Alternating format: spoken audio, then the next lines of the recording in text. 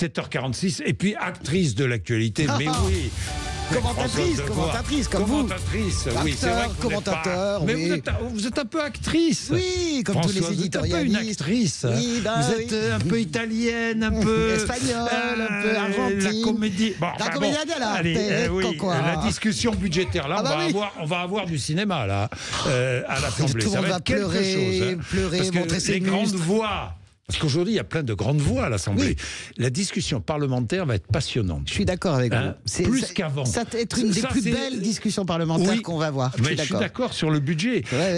Mais avant de parler budget, depuis dimanche, un seul mot est sur toutes les lèvres, Françoise, immigration. Oui, c'est même un retour fracassant, Jean-Jacques. Bruno Retailleau veut une nouvelle loi, il l'a dit dimanche, et pam, Jordan Bardella lui répond hier, référendum sur l'immigration. Alors ça place tout de suite le cadre.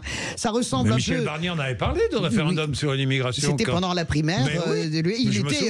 Personne n'avait compris comment Barnier, le Savoyard, d'un seul coup, repartait à la droite de la droite.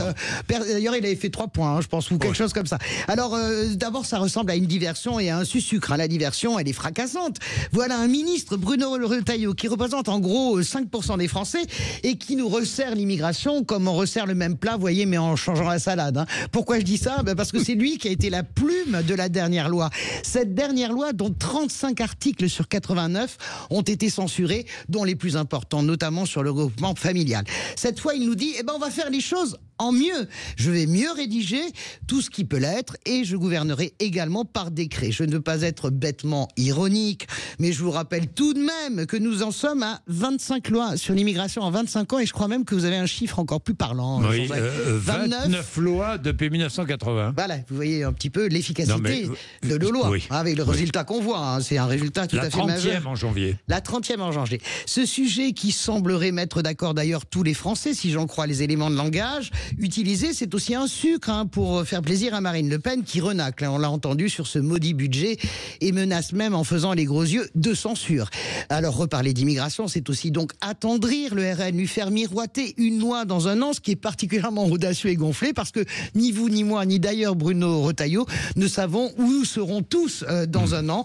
Et puis il y a la stratégie personnelle surtout de Bruno Retailleau qui veut camper en quelque sorte Nicolas Sarkozy en 2024. Une droite dure, populaire, qui absorbe le RN, comme l'avait fait Sarkozy en 2007, après être passé par la place Beauvau.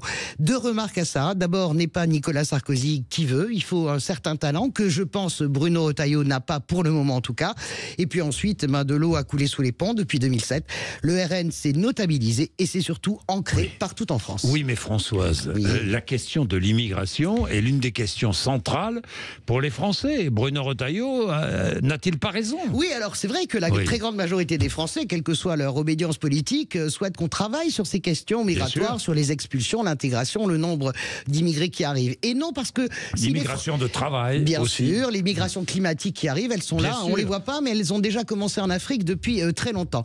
Et non, pourquoi je dis non ? Parce que si les Français étaient tellement obsédés par cette question, Jordan Bardella serait Premier ministre, Jean-Jacques, depuis le 7 juillet, porté en triomphe par les électeurs.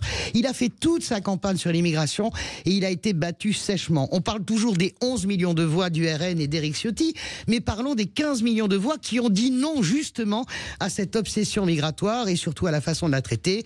Bien sûr, il faut améliorer les OQTF, bien sûr, il faut trouver des accords avec les pays d'origine, bien sûr, il faut régler l'arrivée sur le territoire français, mais vous ne regardez pas ce problème selon que vous êtes Bruno Retailleau ou Olivier Faure, Marine Le Pen ou Mathilde Panot. La France n'est pas un bloc monolithique qui se réveille tous les matins en disant immigration, immigration. Dernier petit conseil à Bruno Retailleau, sympathique, un conseil d'ami, je ne vais pas vous dire la copie à l'original, je vais juste lui dire, on ne court jamais assez vite pour rattraper le Rassemblement national qui a préempté ces sujets depuis 20 ans.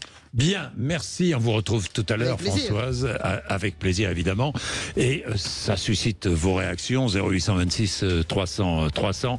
Nous en parlerons dans un instant. Karine, Arnaud sont là, à tout de suite.